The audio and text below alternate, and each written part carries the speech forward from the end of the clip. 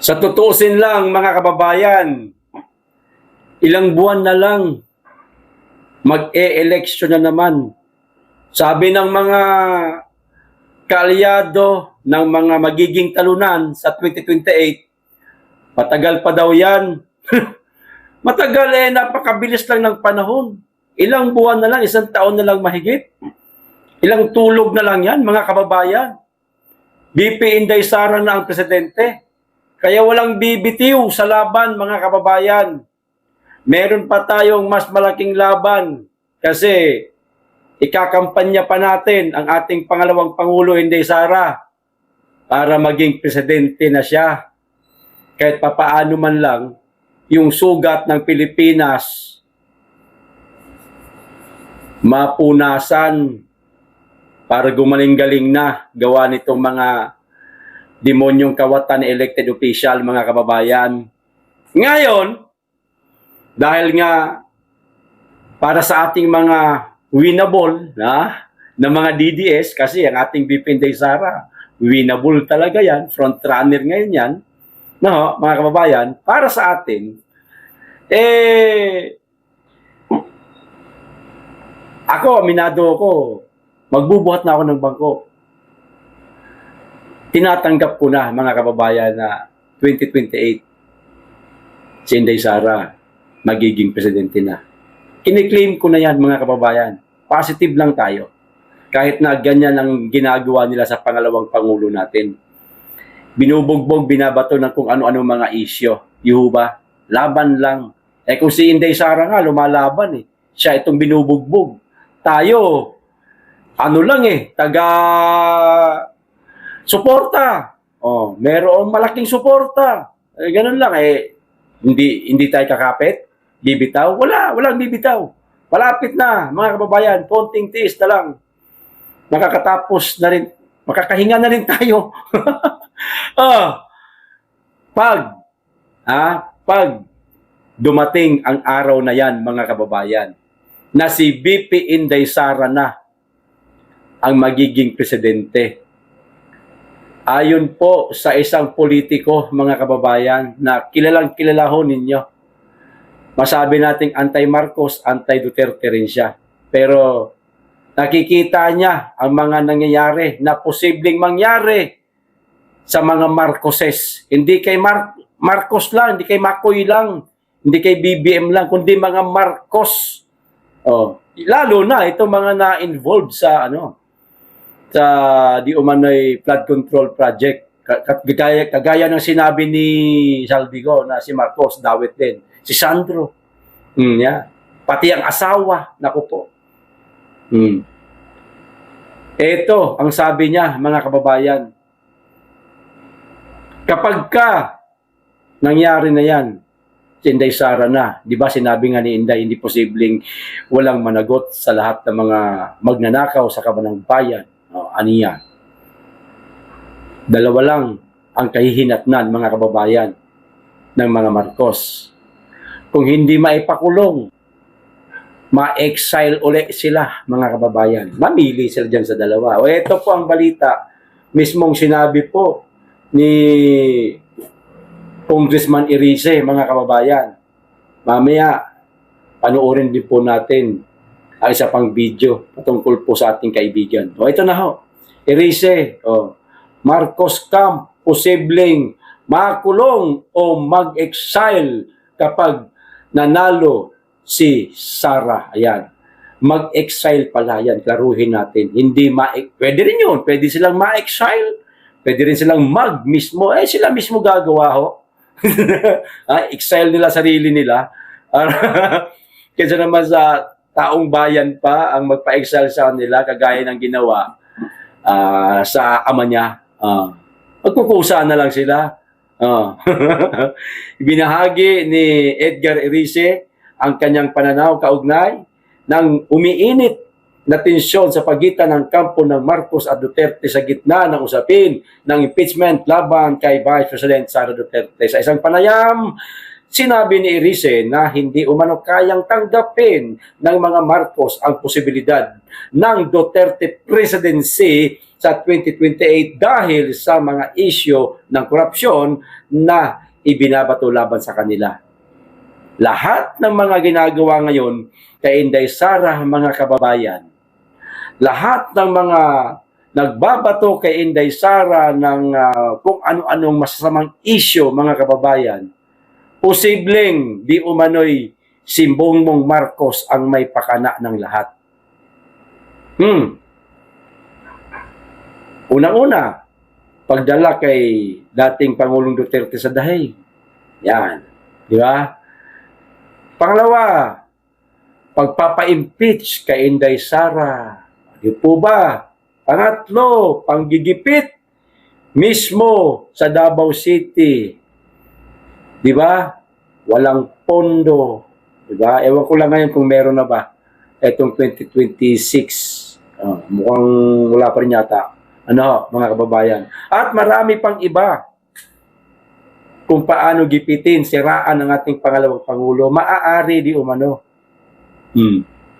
Na si Marcos ay mapakana. Ito pa, ayon sa kanya, kung sakaling manalo si Duterte bilang Pangulo sa 2028, dalawa lamang umano ang maaaring kahantungan pala para sa mga Marcos.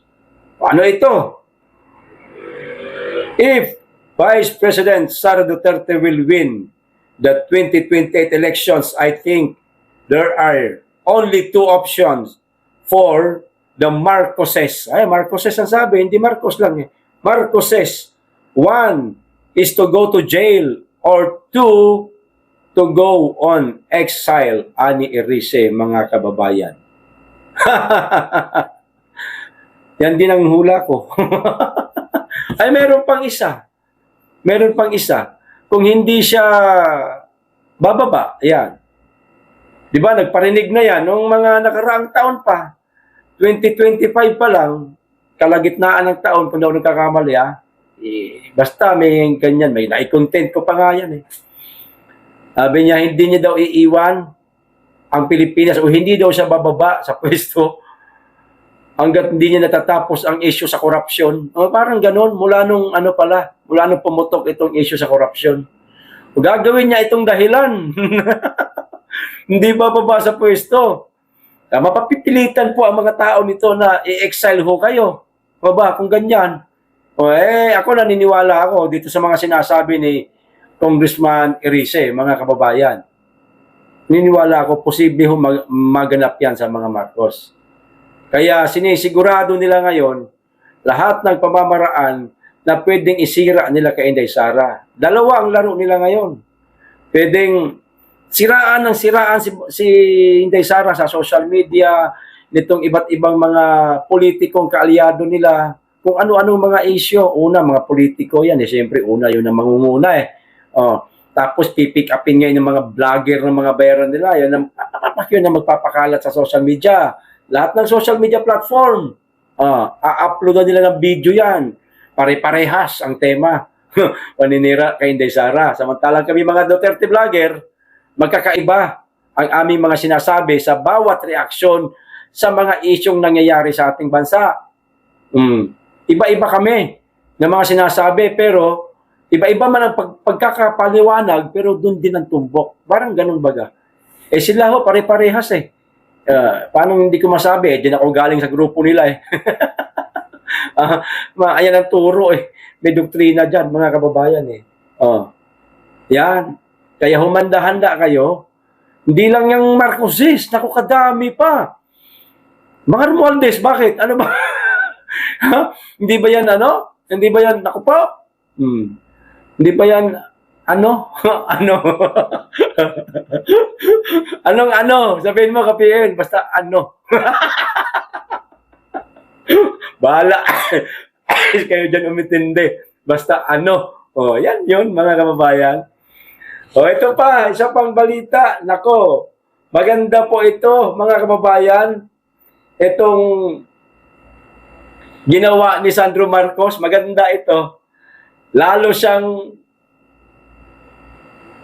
nako, Basta, eto po. Eto ho, sabi ni Sandro Marcos, kayo na po ang humusga kung mabuting tao ba ito, kung ito ba karapat-dapat na maging public servant, mga kababayan, servant. Kung ito ba karapat-dapat ng pangmanalo sa susunod na halalan. Eto, grabe.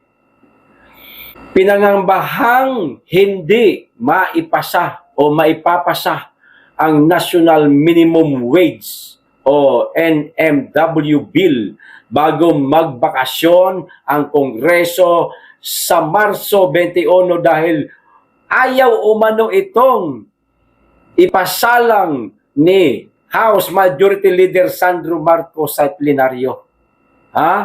Sandro Marcos hinarang National Minimum Wage Bill sa plenaryo, mga kababayan. Hinarang. Hindi po natin sinasabi na ayaw niyang ipasa. Pero, anong ginawa? Hinarang. Posibleng hindi niya po ito priority na batas, mga kababayan. Hinarang. Tsaka na yan. Ito muna unahin natin. May pera dito eh. Diyan, walang pera dyan. Ito unahin natin. Ano bang batas yan? Ito nga, mga kababayan, itong minimum wage bill na kung saan pakikinabangan po ng ating mga kababayang mga namamasukan sa mga pribadong kumpanya o maging sa government official o sa gobyerno. Ayan. Hindi ba papakinabangan ng ating mga kababayan yan? Abay, araw-araw, okay na yung madagdagan man lang yung benepisyo mo bilang isang manggagawa. O nasaan yung kanyang tinatawag na malasakit, mga kababayan, sa mga kababayan natin na mamasukan. Araw-araw, namamasahe mga yan, may mga estudyante rin yan. Pamilyado. Paano kung siya lang ang breadwinner sa pamilya? Paano na? Ito, malaking tulong na sana ito. Hinarang pa nitong Totoy na ito eh. First timer pa nga lang sa pagiging congressman eh. Madamot na. Kinang-inang yan. Wala ka bang malasakit sa kapwa mo? Totoy. Charis. Ay, sorry. Sandro. Sorry, nasanay lang ako doon sa pinapanood ko sa pang-vlogger. Ang tawag sa kanya, Charis daw. Kahawig daw ni Charis, Pengkokay. Ayan. Hindi si Charis Pengkokay ang inaano ko etong batang ito. Walang malasakit sa kapwa o parehas ng tatay niya. Mga kababayan. Yung tatay niya, ganun din, napakapaasa eh. Doon ako talaga umasa, alam niyo kung saan? Dalawa sa mga sinabi niya. Kaya ako sinuportahan niyang mokong na yan eh. 20 pesos na bigas at saka sa pabahay. Kahit paano, marami tayong mga kababayan na magkaroon ng sariling tahanan. 6 million, okay na yan. Nakatulong. Wala. Eto, pati, dagdag benepisyo sa mga manggagawa, litsi na bata ito. Hinarang pa. Hindi nag-iisip, no? Bangag. O ano to, may galit ito sa tao, sa publiko? Dahil alam nila, na karamihan sa atin, ayaw na sa mga putang inang pula. Di ba? Ramdam nila yan. Ay, ganyan pala kayo, Ayaw nyo sa tatay ko. Pues, haharangin ko itong bill na ito para hindi ito maging priority. Magtiis kayo dyan. Magbibiim muna ulit kayo. BBM! BBM! Ay, ganun pala. Duterte pala. Nasanay, Duterte kasi tayo eh. Nandidiri kasi tayo sa ganito eh. Hayop to eh. BBM! BBM! O, kita mo, ang administrasyon niya, BBM. Ewan, hindi maintindihan ang gulo-gulo. BBM! Okay, na nga naisahan ako ron na. Tarantado yun na sa buong buhay ko. Ito, ang pinakamasakit na pagkakabudol ko. Ito, ang pinakamasakit. Mga ka-PL, kayo ba? Masakit pa itong nabudol tayo kaysa sa maiwan tayo ng jowa. Ano? Yung kabataan mo, balikan nyo yung kabataan nyo. Yung first time kayo na-in love, lalo na kayong mga kababaihan. Tapos, naku po, nasuko ninyo ang bataan. No.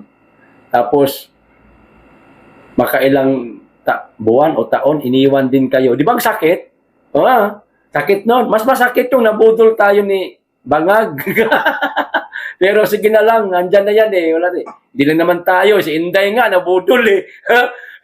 Ang mga Duterte, magkapatid na Duterte, nabudol eh. Ang hindi lang talaga nabudol si Tatay Digong. Siya lang talaga. Mga magkapatid. Budol. Aminado tayo dyan. Hindi mo masama yan.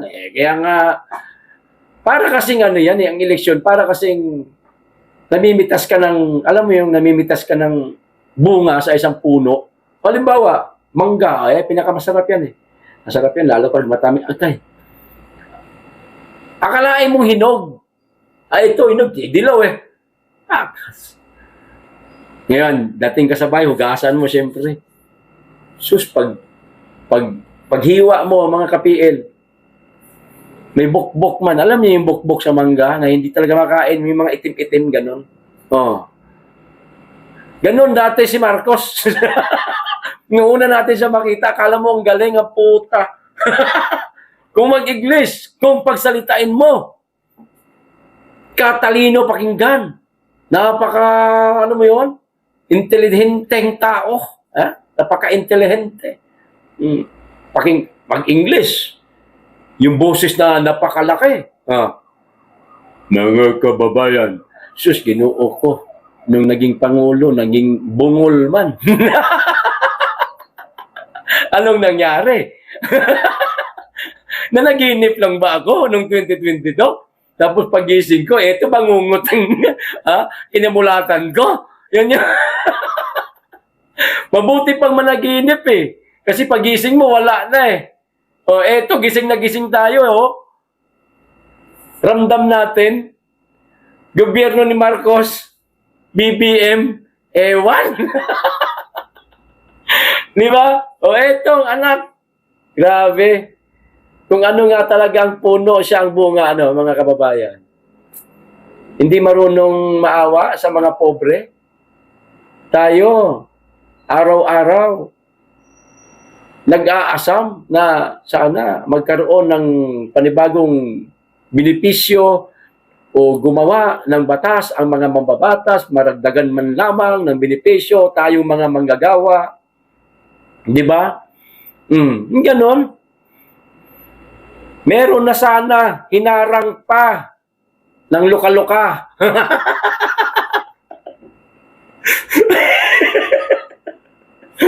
Hindi ba yung luka-luka, ka-PL? Ay, babae yun. Iba man ito, lalaki man yan. Ano ba, mga kababayan? Ko, bata ito. Ito pa, isa pang balita. Nako, itong ating kaibigan, mga kababayan, na si Ka Eric Celis po. Sabi nung ilang mga DDS, hindi yata po naintindihan nila kung ano ang totoong istorya. Eto, baka kasi damputin po ng mga, alam niyo naman yung mga buang ng mga vlogger, ng mga pula na yan. Pag narinig ka lang ng mali, ayan, siraan ka na agad, gamitin yung mga sinabi mo. Ang katotohanan po niyan, hindi po inaresto si Ka Eric ha. Hindi siya, magkaiba po yung inaresto na sumuko. Kaya sumuko ho siya. Katulad po ng ginawa po kay ginawa ni Pastor Kibuloy pala. Natandaan nyo yun, ang sabi ng DILG, nung si Ben-Hur Abalos pa nahuli na daw nila. Naroon kami hoy. Nagko-cover kami. Hindi nahuli si Pastor, kusang sumuko. Ito din po ang nangyari. kay Ka Eric Celis, mga kababayan, panoorin po natin ang video. Courtesy attorney, pangalan nito, nakalimutan ko na. Basta, ito, napanoorin na po natin. Tapos ka na, okay na. Alright. Go. Magandang araw, sir. Pwede pong malaman ang inyong pangalan. Ako po si Jeffrey Ka-Eric Celis. Jeffrey Eric Celis. Kami po ay naparito para ihain sa iyo ang isang warrant of arrest. At sa aming pag-ahin ng warrant of arrest, kami ay gagamit ng cellphone bilang alternative device. Sa panguna po ng aming hepe, ang warrant section, Police Captain Rinaldo Prampis. Sa panguna po ng aming chipsito, Police Lieutenant Colonel Edison Wano. Ako nga pala si Felix G. Parisgon, kasama ko si Pem Sabila, Pesti Mislino at saka si Patulong Magkalianta. Kami ay naparito para ihain sa iyo ang warrant of arrest sa kasong inciting to sedition, RPC Article 142 na may criminal case number RQC-26-01972-CR na inisyo ni Presiding Judge Edita G. Mina Aguba ng RTC Branch 100 Quezon City na may piyansang 36,000 pesos. Sir Jeffrey Loses Celis, karapatan mong malaman ang iyong mga karapatan. Ikaw ay may karapatan manahimik o magsawalang kibok. Ano man ang iyong sabihin ay maaaring gamitin pabor o laban sa iyo sa mga korte sa Pilipinas. Ikaw ay may karapatan kumuha ng sarili mong abogado na malaya at pusa. At kung walang kakayahan, ang gobyerno magkakalob sa iyo ng isang libo. Ito ang iyong mga karapatan, Sir Jeffrey Loses Celis. Naintindihan mo ang iyong mga karapatan? Okay, maraming salamat po.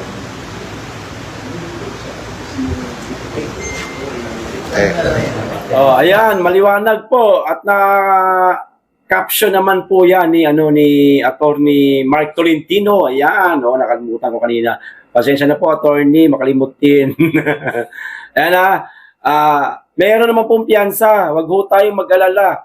Makakasama pa po natin 'yan si Ka Eric at hindi naman po yata totoo na ewan ko lang kung hindi ko kasi alam yung buong istorya kung paano siya nakasuhan ng inciting to sedition niya yan, mga kababayan.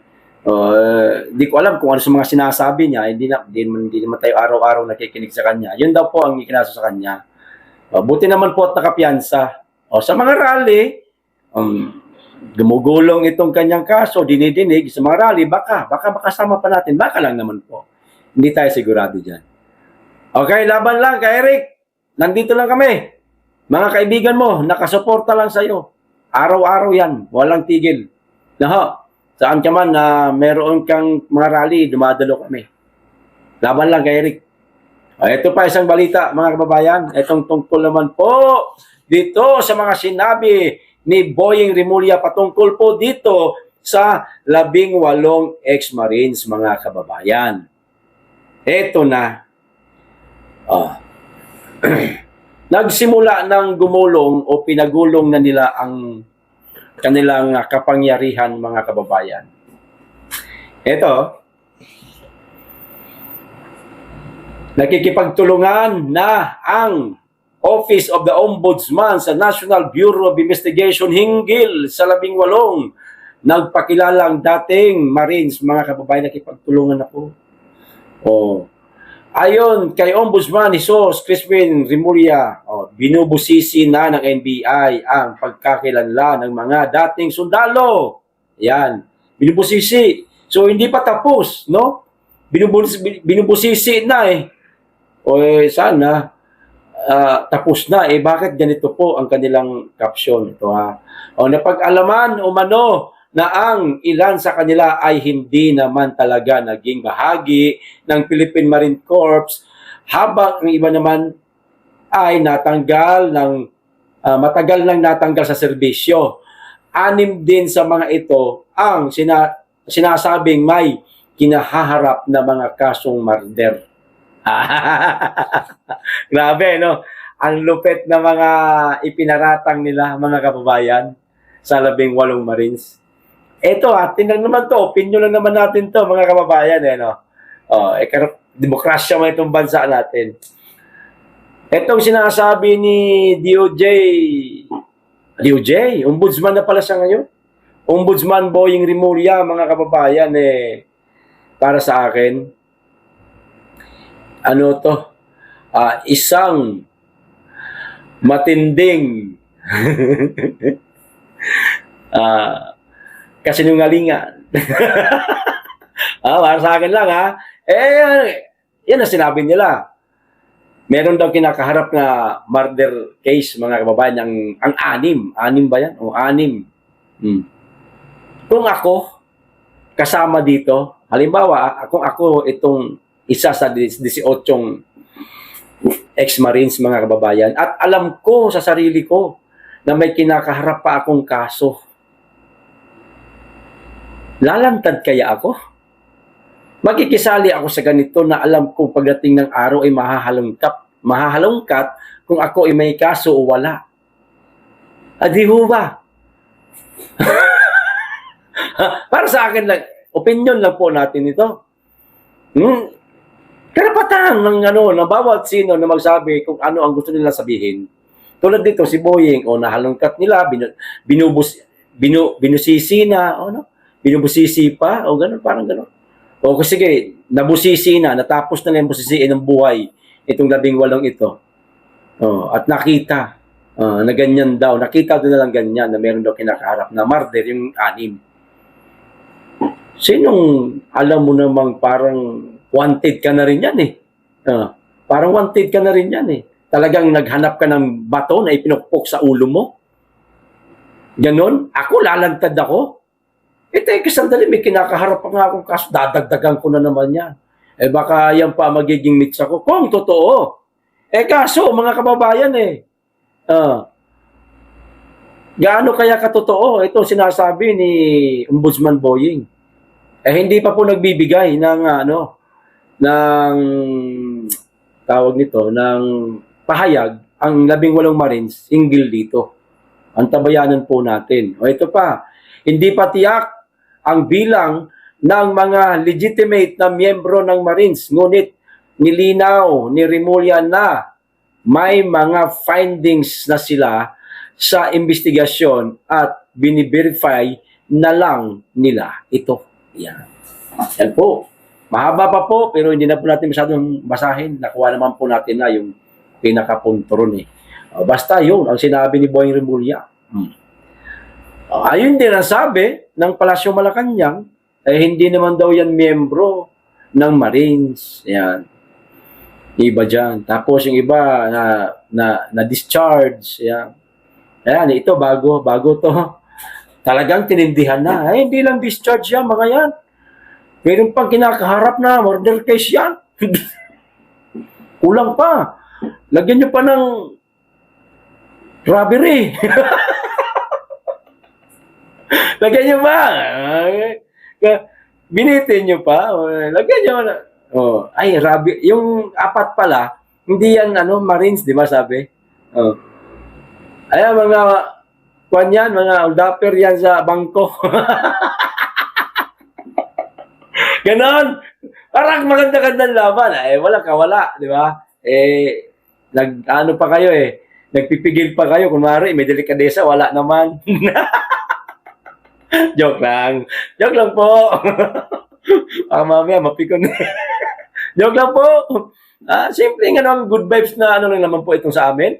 Good vibes na mayroong kwentuhang pang-politika. Di ba, mga kababayan? Hindi po natin binabastos yung kanilang pagkatao, yung kanilang pamilya, wala. Dito lang tayo, sa issue lang talaga tayo. Diyan lang tayo kasi alam niyo naman, mahirap na. Paratang ka ngayon, nako, yari ka. Kita mo itong 18, mga kababayan, na nagmalasakit lang ba? Kasi ako naniniwala ako talaga na mga ex-Marines ito. Hindi totoo yung mga sabi-sabi dyan na kung ano-ano na discharge sila, yung iba hindi totoong Marines, yung iba, ayan, tulad yan. May kasong murder di umano. Yung iniwala dyan.